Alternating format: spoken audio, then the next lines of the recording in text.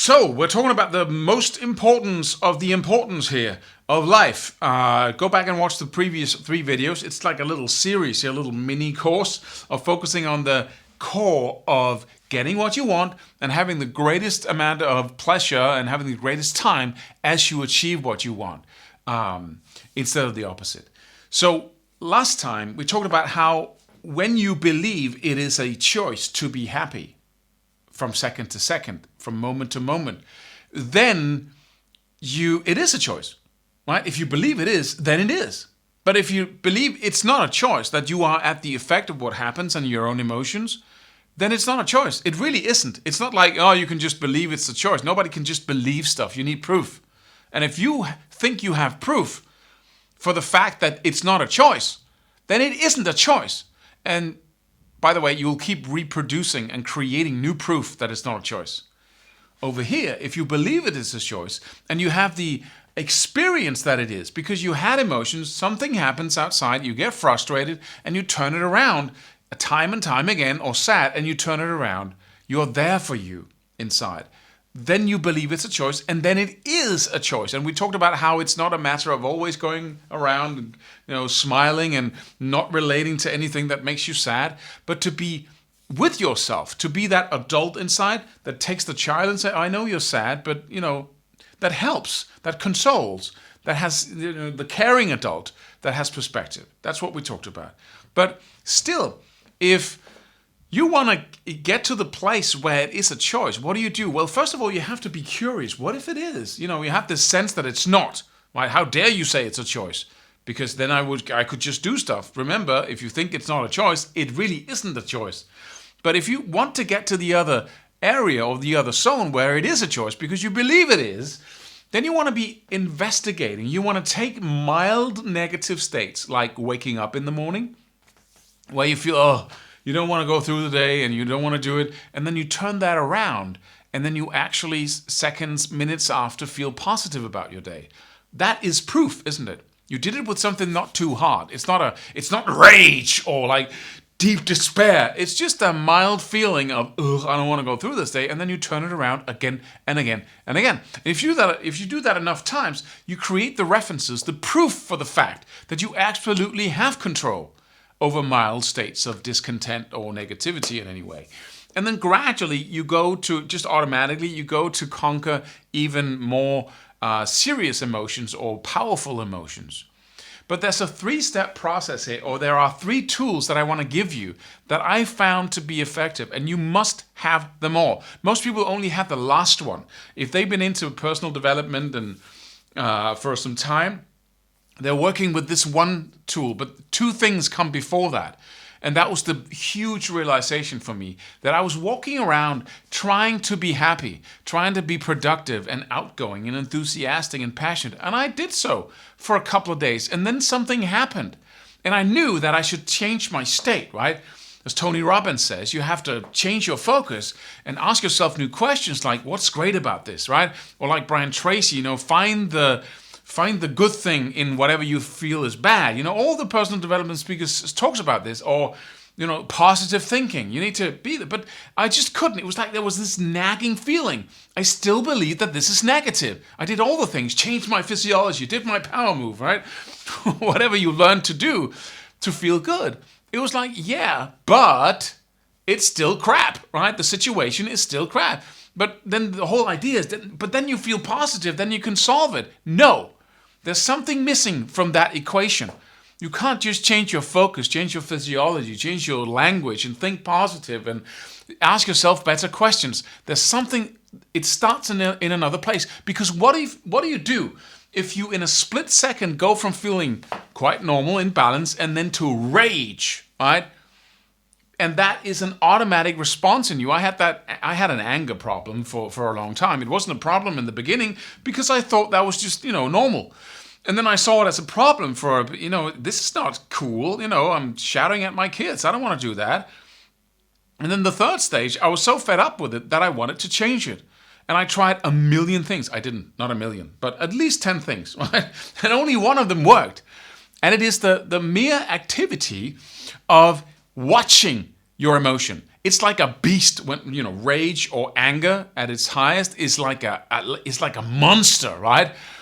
It's what comes just before physical violence. That's why it works, because people are scared of it, right? So what I did was, instead of leaning into it and reacting to it and becoming it and just go, rah, instead of that, I felt it coming and said, nah, I don't want to react on this emotion, because bad things happen when I do. I start shouting at people, right? So I had another person, I remember that very clearly. I had this woman that was shouting at me in rage, right? All kinds of accusations and all, pushing all my buttons, trying to get me to react to her. And all I did was look at her, and I allowed myself to say one sentence, which was, I want to talk about this, but not like this. Let's talk about this at a later time, right? When we're not angry. That was the only thing I could express. I allowed myself, because I didn't want to give myself a loophole into something that could then, make me become that anger and just act it out. So what I did instead was just say those words every 1 minute or so as she was shouting at me. And then I just watched how it feels in the body to be that angry. Like a cat watching a mouse hole, like that. No thought, nothing, just pure attention right there. And you know that if I slip away from that attention, I go to sleep and I fall into the anger and I become it, right? So I would just watch it in my body, just all the time. Even though I was looking at her, I was just watching this emotional reaction, which is hormones squirting through your bloodstream, influencing your thoughts. And I stayed with it. And that is the adult in there. At the highest level, you could say. That is remaining the adult that we talked about in the previous videos. Remaining that at that executive level. Instead of the mid-level of the brain, which is the mammal brain, which is responsible, and the amygdala, responsible for all these basic emotions, instead of my frontal lobes, which is uniquely human and are capable of regulating emotion. Instead of just my frontal lobes being at the effect of the lower parts of the brain, they were actually able to, for the first time, to keep focusing on them so they didn't fall asleep into them. It's hard to explain, but I think you know what I mean. And so by remaining so focused, I could then have the whole thing drift away. She left the room, and I could just still focus on it until it's just...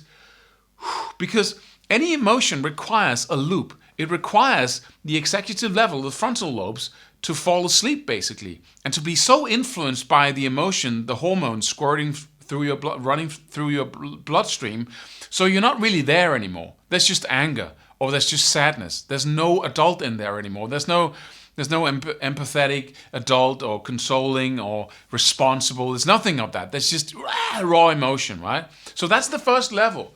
That's the first point where you can train yourself. If you get emotions like that, you can just watch them.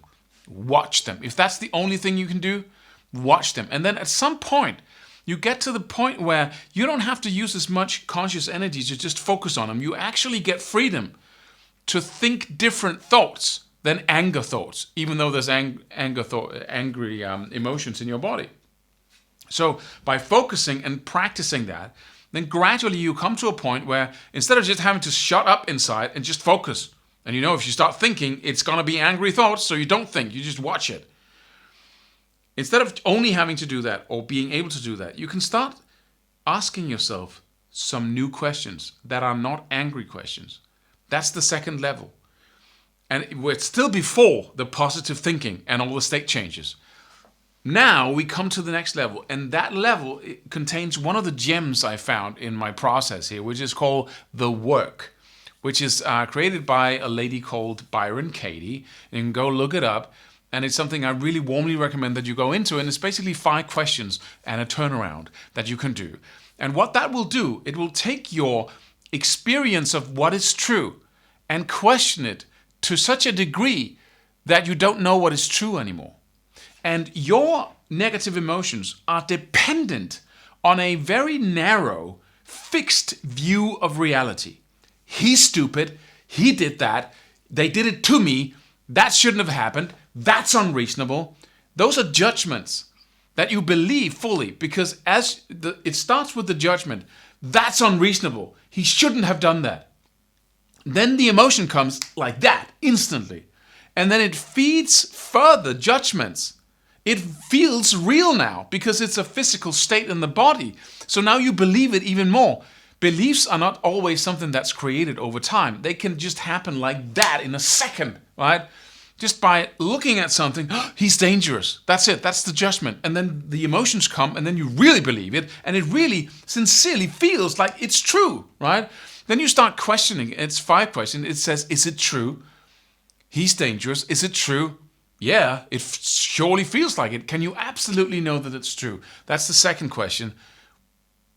I can't know it, but it seems like I can't know it, right? Then the third question, how do you react when you believe that thought? Because you just said you can't know it. But so what happens? Well, then I get angry or I get defensive, right? Perhaps he's dangerous is a little bit, or I get afraid. Dark alley at night, right? I get afraid, and then I actually look like somebody who would, be easy to mug.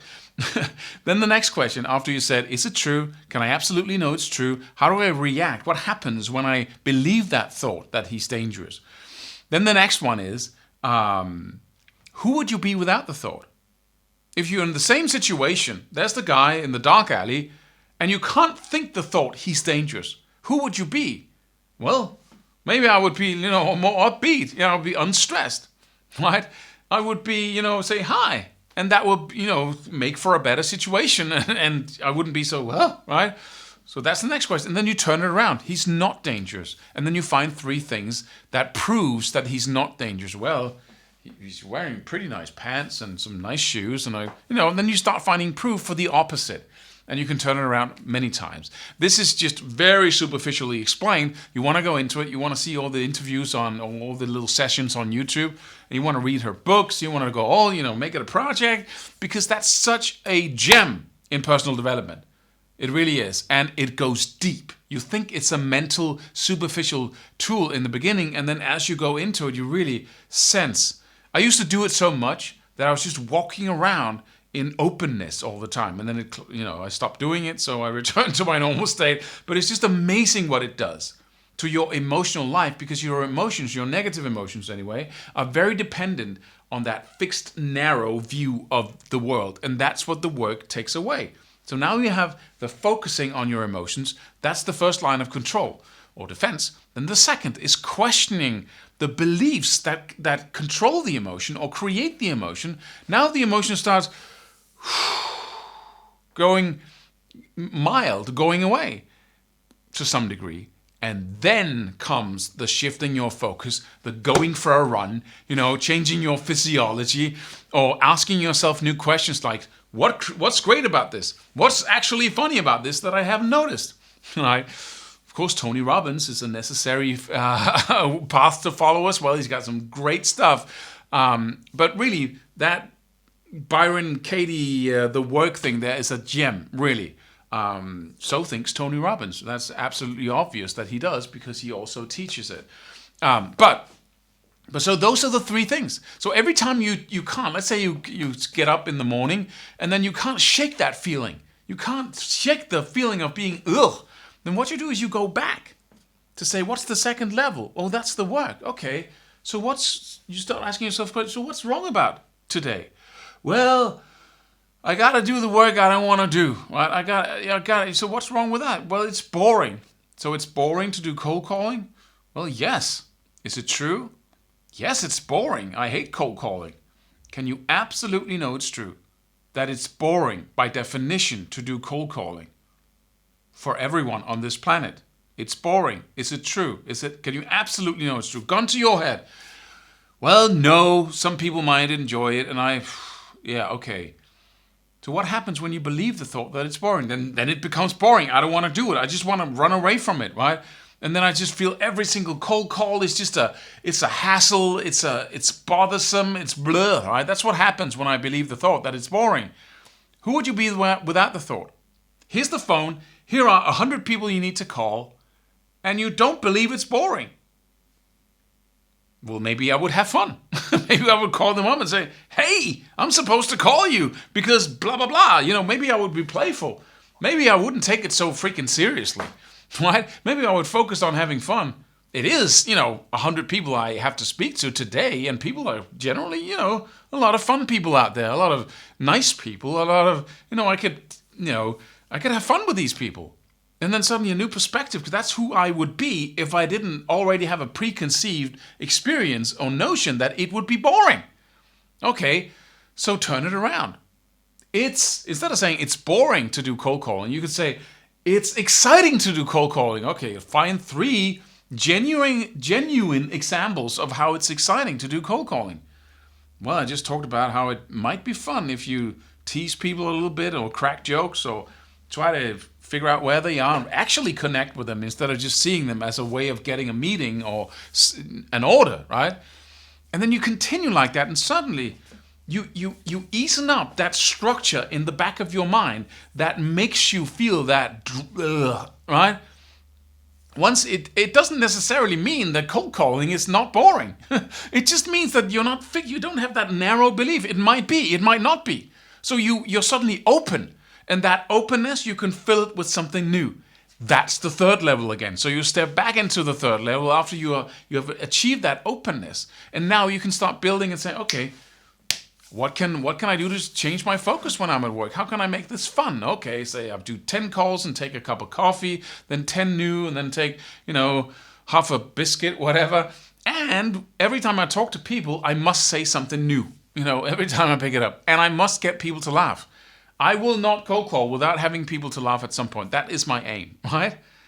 So, you see what I'm getting at? These 3 levels is just where you want to go, because there are different, it depends on how strong the emotion are. And if you're just working on the superficial level, it's not superficial, but it's not just the third level, right? And you haven't dealt with then you will go totally into rage or totally into deep sadness, totally with no control, right? Or you'll try to be on the third level and you don't have much, try to hold down stuff that's, you have all kinds of things going on that you're not dealing with. That's the way of dealing with them. Questioning the underlying beliefs that produces the underlying background emotion that you can't get rid of. You can't change your state. You can't change your physiology, change your focus, ask yourself new questions. You can do that from now till you die. You will still feel that background, because you have to identify what is it I believe that makes me feel like this. And then do the work to open your mind to the fact that you don't know much of what is going on. It's always a narrow belief that creates an emotion that makes you feel contracted. So those are the 3 levels. I hope this is inspiring to you, and you want to go into all 3, or you want to use this as a framework for understanding what goes on here.